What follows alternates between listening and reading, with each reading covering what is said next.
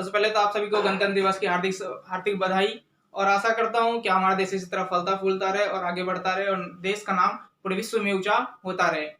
दोस्तों, मैंने पिछली क्लास में आपको आपातकाल के बारे में बताया था। उसके उसके एक पार्ट को मैंने कवर किया था। उसके मैं अगले पार्ट को यानी कि आपातकाल पढ़ा दिया था। उसके आपातकाल के बाद क्या क्या हुआ और आपातकाल में क्या क्या हुआ वो मैं आज आपको बताऊंगा, क्योंकि अगर मैं पिछली वीडियो में ये सारी चीजें कवर कर लेता तो बहुत ही लेंदी वीडियो हो जाती और आप लोग देखना भी पसंद नहीं करते थे दोस्त। तो चलिए अभी शुरू करते हैं आपातकाल पार्ट 2। ठीक है, इसमें जो हम बेसिकली जो पढ़ने वाले हैं इसमें हम क्या क्या पढ़ेंगे, तो इसमें पढ़ेंगे क्या आपातकाल जरूरी था, क्या आपातकाल जरूरी था, एक पॉइंट तो ये पढ़ेंगे हम। दूसरा क्या पढ़ेंगे, आपातकाल में क्या क्या हुआ, यानी कि सरकार ने क्या क्या प्लान बनाया आपातकाल में करने का, उनके आपातकाल में क्या क्या हुआ। तीसरा जो पढ़ेंगे हम आपातकाल के सबक क्या क्या हुए, सबक क्या क्या हुए। और चौथा पॉइंट और लास्ट पॉइंट देखेंगे 1977 का लोकसभा चुनाव, 1977 चुनाव। ये 4 टॉपिक पे हम मेन फोकस करेंगे, इन 4 टॉपिक्स पे। और आज मैं ये टॉपिक्स पढ़ा के ये चैप्टर खत्म हो जाएगा। तो अगर मैं इस चैप्टर शुरू करने से पहले एक रिक्वेस्ट करना चाहूंगा कि आपने अगर मेरी पिछली वीडियो नहीं देखी है तो प्लीज उसको जाके देखिए, ताकि आप इसको और बेटर तरीके से आप समझ सके। चलिए शुरू करते हैं अपना टॉपिक। तो चलिए शुरू करते हैं अपना टॉपिक कि पहला क्या था, विवाद, यानी कि आपातकाल जब लागू हुआ तो उसके बाद ये विवाद चला खत्म होने के बाद कि क्या आपातकाल रियली में जरूरी था। तो सत्ता पक्ष, इसमें सत्ता पक्ष विपक्ष और विपक्ष के दोनों अलग अलग थे। सत्ता पक्ष का क्या कहना था, तो सत्ता पक्ष यानी कि कांग्रेस का कहना था कि देश में आंतरिक गड़बड़ी की आशंका थी, इस वजह से हम जो है हमने आपातकाल लगाया। और उनका ये भी कहना था कि जो विपक्ष है उसका काम है, जो सरकार चुन के आई है उसका काम सहयोग कर रहा है, उसको काम में सहयोग देना, ना कि उसको डिमोटिवेट करना। कांग्रेस ने यहाँ तक कह दिया कि जो हमारे विपक्ष है वो मुझे गैर संवैधानिक तरीके से हटाना चाहती है। मुझे यानी इंदिरा गांधी ने कहा कि मुझे विपक्ष जो है गैर संवैधानिक तरीके से हटाना चाहती है, इस वजह से मैंने यह आपातकाल लगाया। मगर ऑन द सेम टाइम विपक्ष का क्या कहना था कि आपातकाल लगाना कोई जरूरी नहीं था। आपातकाल तब लगाया जाता है, यानी 352 के अंतर्गत आपातकाल तब लगाया जाता है जब देश के अंदर कोई अंदरूनी गड़बड़ी की आशंका हो। उन्होंने ये माना कि चलो देश में विरोध चल रहे थे, इसका मतलब ये थोड़ी है कि आप आपातकाल लगा दोगे। अभी अगर किसान आंदोलन चल रहा है, कुछ देर पहले दिल्ली के शाहीन बाग आंदोलन चल रहा था, तो इसका मतलब ये थोड़ी है कि आप प्रदेश में इमरजेंसी लगा दोगे। विपक्ष का ये कहना था। और उन्होंने ये भी कहा कि अगर अंदरूनी अगर कोई एक आधा वायलेंट भी हो रहा था, कुछ एक आधा आंदोलन हाथ से निकल भी रहा था, सरकार के पास जरूरी शक्तियां थी जिसकी वजह से वो उसको संभाल सकती थी, उसको यूज करके वो उसको इस्तेमाल करके उसको रोक सकती थी, उसको अपने दायरे में ला सकती थी। मगर आपातकाल लगाना कहीं भी जरूरी नहीं था। उन्होंने कहा कि जो सुरक्षा व्यवस्था की देखभाल, सुरक्षा व्यवस्था की जिम्मेदारी है वो किसकी होती है, गृह मंत्रालय की। मगर गृह मंत्रालय ने ऐसी कोई आशंका नहीं जताई थी कि देश में विरोध होने वाला है, विद्रोह होने वाला है, हिंसा होने वाली है, ऐसी कोई आशंका नहीं जताई थी, जिससे कि आपातकाल कोई भी जरूरी नहीं लगता। यहाँ पे एक सीपीआई जो थी, सीपीआई का कहना था, जो जिसने कि आपातकाल के टाइम पे कांग्रेस का साथ दिया था, उसने शुरू में साथ इसलिए उसने कहा कि आपातकाल लगाना जरूरी था क्योंकि सरकार जो है ताकि अच्छे से काम कर सके, अच्छे से जो है वो चीजों को बहाल कर सके, गरीब के लिए काम कर सके। मगर बाद में उस सीपीआई का भी आकलन गलत हुआ। उन्होंने ये माना कि हमने इसको ये सपोर्ट करके बहुत बड़ी गलती कर दी। और विपक्ष का ये भी कहना था कि सरकार ने जब आपातकाल लगाया, आपातकाल इसलिए नहीं लगाया क्योंकि देश में अंदरूनी गड़बड़ी थी, बल्कि सरकार ने यानी कि सत्ता पक्ष ने इसलिए लगाया ताकि उससे सरकार को खतरा था इस आंदोलन से। इवन कि प्रधानमंत्री तक को खतरा हो गया था, जैसा कि मैंने आपको बताया पिछली वीडियो में कि उनका ये कहना था कि प्रधानमंत्री को खतरा था अपनी सत्ता जाने का, जिस वजह से उन्होंने आपातकाल लगाया। तो ये दो विवाद थे इसके आपातकाल के लिए कि क्या आपातकाल जरूरी था या नहीं। ठीक है, अब आपातकाल में हुआ क्या क्या, मतलब कि चलो हमने आपातकाल लगा तो दिया, लेकिन आपातकाल लगाने के पीछे की पृष्ठभूमि भी हमने जान ली, मगर सरकार ने क्या क्या किया उसके अंदर आपातकाल के दौरान।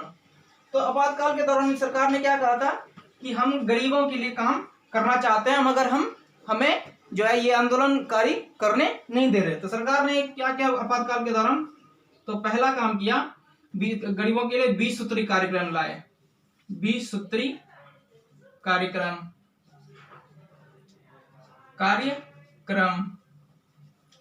इसमें एक 20 सूत्री कार्यक्रम लाया। इसमें क्या था, भूमि सुधार और बंधुआ मजदूरी, इन सब के लिए इन्होंने कानून भी बनाए। हालांकि आपातकाल पूरी तरह से सिर्फ नेगेटिव इंपैक्ट ही नहीं डाला, उसने कुछ पॉजिटिव भी डाले, इसमें कि भूमि सुधार जैसे कानून बने, बंधुआ मजदूरी पे कानून बने, और भी बहुत चीजें हुई थी यहाँ पे। और इसमें क्या हुआ, दूसरा नसबंदी जैसे कानून, नसबंदी अभियान चलाया गया था। नसबंदी अभियान क्या कि यहाँ पे जो क्या किया गया था कि सरकार ने ऐसा कह दिया कि हमें जनसंख्या नियंत्रण करनी है, और उसने जबरदस्ती जो है लोगों की नसबंदी करनी शुरू कर दी थी। यहाँ पे एक पॉइंट और मैं बताना भूल गया आपको, जब विवाद चल रहा था ना, तो उसमें एक टर्म और आया था कि विपक्ष का ये कहना था कि जो सत्ता पक्ष के में कुछ लोग जो है ना, वो संविधान के दायरे, मतलब किसी पद पे नहीं है, मगर फिर भी वो जो है वो अपने पावर का उस पद का पूरा सदुपयोग कर रहे हैं, किसी पावर में ना होते हुए भी वो पावर का फुल यूज कर रहे हैं, जिसमें कि संजय गांधी को उन्होंने टारगेट किया था। संजय गांधी थे जिन्होंने नसबंदी कानून चलाया था। इसके अंतर्गत उन्होंने क्या जबरदस्ती लोगों की नसबंदी कराई। ये सब जो थे, ये नसबंदी कानून और जो झुग्गी झोपड़ियों को हटाना, ये सब काम जो थे वो थे सही, पर उसका इम्प्लीमेंटेशन जो हुआ, उनको जिस तरह से लागू किया गया वो बहुत ही गलत था। इन्होंने जबरदस्ती करवाई। इन्होंने ये कह दिया कि अगर आपको नसबंदी से बचना है तो आप दूसरे की नसबंदी करा दो, आप बच जाओगे, और बदले में आपको इनाम भी दिया जाएगा। तो ये सब चीजें थी जो कि हुई उसके दौरान। और इसमें क्या हुआ, आपातकाल के दौरान क्या हुआ, 42वां संविधान संशोधन भी हुआ। 42वां संविधान संशोधन हुआ, और इस संशोधन में क्या कहा गया, 42वां संविधान संशोधन हुआ, और इसमें कहा गया कि जो 42वां संविधान संशोधन हुआ, इसमें ये कहा गया कि प्रधानमंत्री, राष्ट्रपति और उपराष्ट्रपति, इन तीनों के पद को किसी भी न्यायालय में, उच्च न्यायालय में, सुप्रीम कोर्ट में, कहीं भी किसी भी कोर्ट में कभी भी वो इसकी खिलाफ अर्जी नहीं डाली जा सकती। और दूसरा इन्होंने क्या कहा कि जो कार्यपालिका है उसकी जो कार्यसीमा यानी कि 5 साल से बढ़ाकर 6 साल कर दी गई। ये बहुत ही विवादास्पद रहा था, जिसको कि बाद में सुप्रीम कोर्ट ने असंवैधानिक करार दे दिया था और इसको गलत साबित कर दिया था। ये सब काम हुए किसमें, आपातकाल के दौरान। यहां तक तो बात समझ में आ गई, आपातकाल के दौरान ये सब काम हुआ। लेकिन अब यहां सब ठीक ठाक तो क्या मतलब समझ में आ गई, मगर अब इसका सबक क्या मिले, यानी कि आपातकाल जो है 1977 में 18 महीने के बाद ये खत्म हो गया था। 1977 में आपातकाल को खत्म कर दिया गया। 1977 में आपातकाल खत्म हो गया।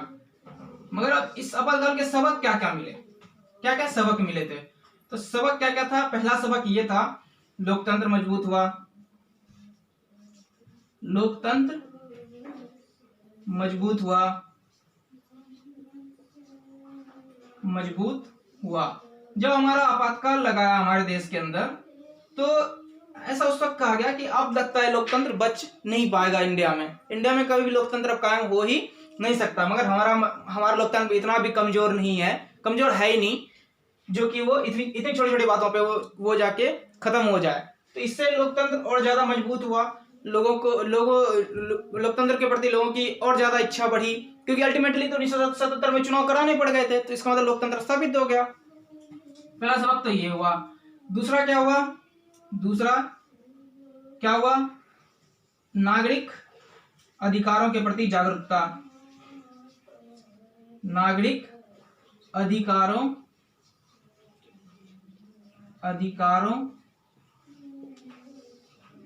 के प्रति जागरूकता।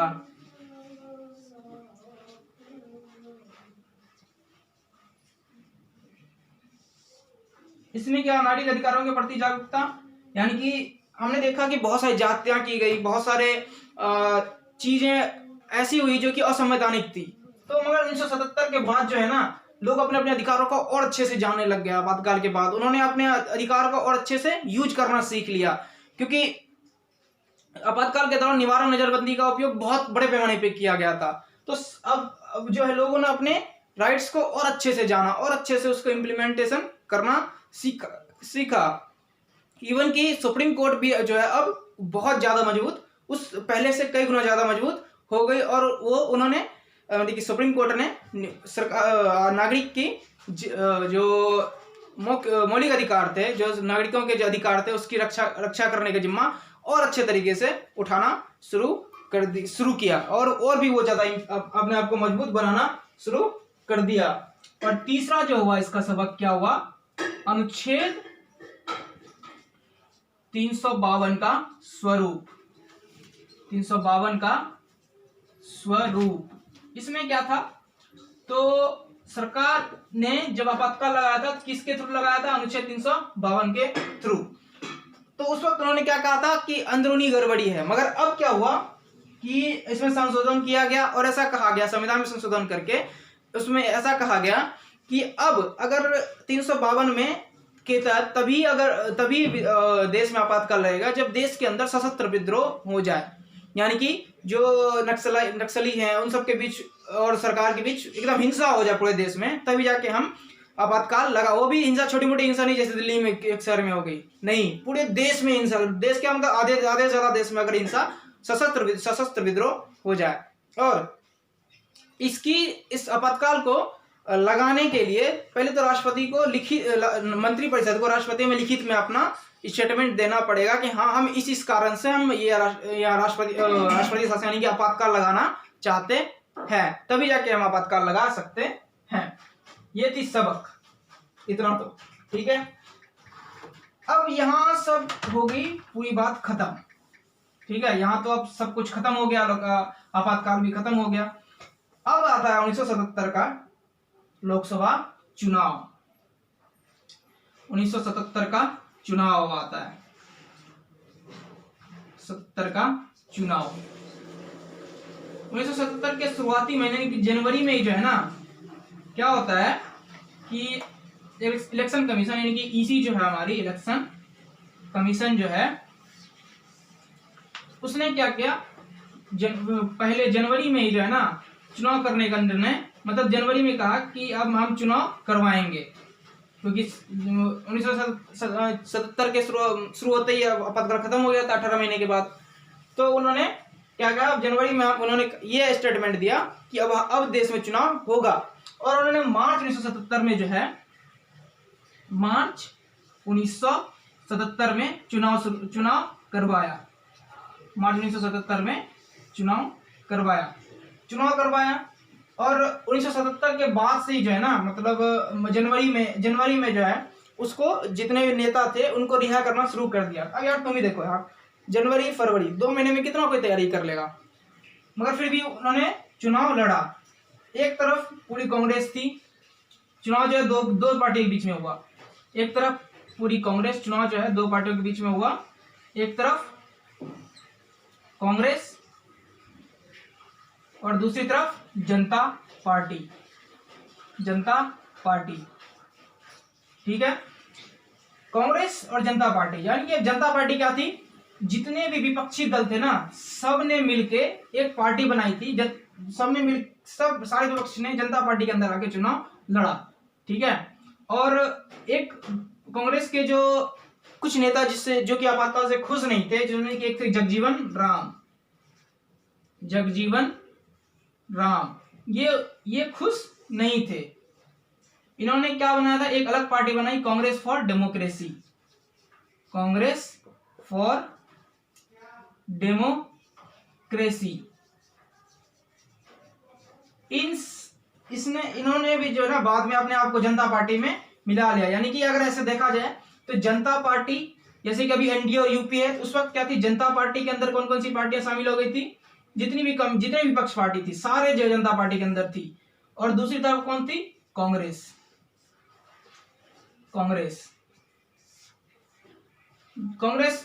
और जनता पार्टी, इन दोनों के चुनाव लड़ा गया।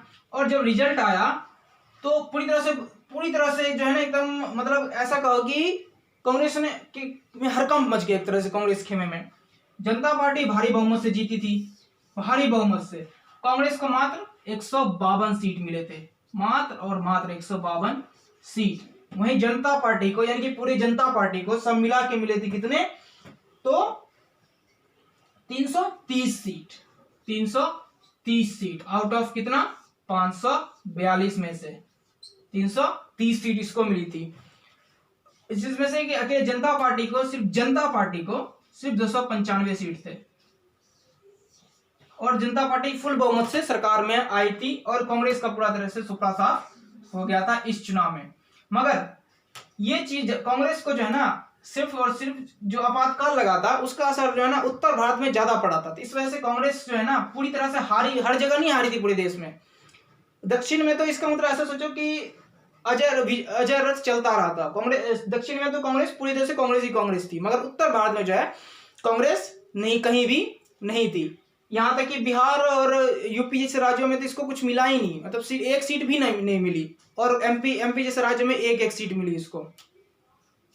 मगर दक्षिण में इसका जो विजय रथ चलता रहा। दक्षिण में ये कोई इसको हरा नहीं पाया, क्योंकि जो आपातकाल का असर जो है पूरे देश में एक समान नहीं पड़ा था, इसका ज्यादा असर उत्तर भारत में पड़ा था। यहाँ अब 1977 का चुनाव हो जाता है, सब कुछ हो गया। अब जो है आती है सरकार बनाने की बारी। कांग्रेस तो कहीं है नहीं, अब कांग्रेस मात्र 152 सीट है। इधर जनता पार्टी सरकार बनाने का दावा पेश करती है। अब जनता सरकार आती है 1977 में, जनता पार्टी की सरकार आती है। अब जब जनता पार्टी जीत जाती है, इसमें भी प्रधानमंत्री पद की होड़ लग जाती है। जनता पार्टी जीत जाती है तो इसमें प्रधानमंत्री पद की होड़ लग जाती है। किनमें 3 लोगों में, मोरारजी देसाई, ठीक है, चौधरी चरण सिंह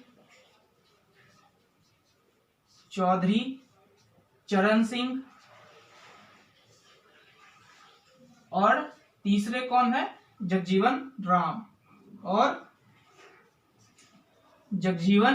राम में।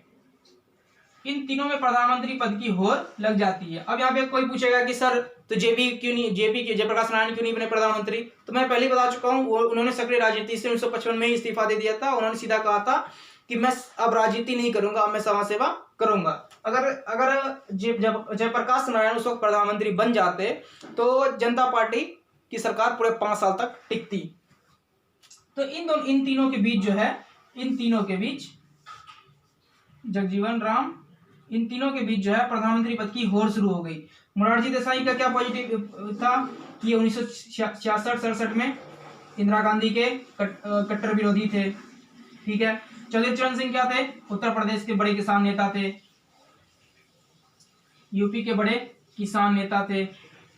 और जगजीवन राम क्या था, इनको कांग्रेस में मंत्री पद रह चुके थे, मंत्री के पद पे इनको लंबा अनुभव था राजनीति का।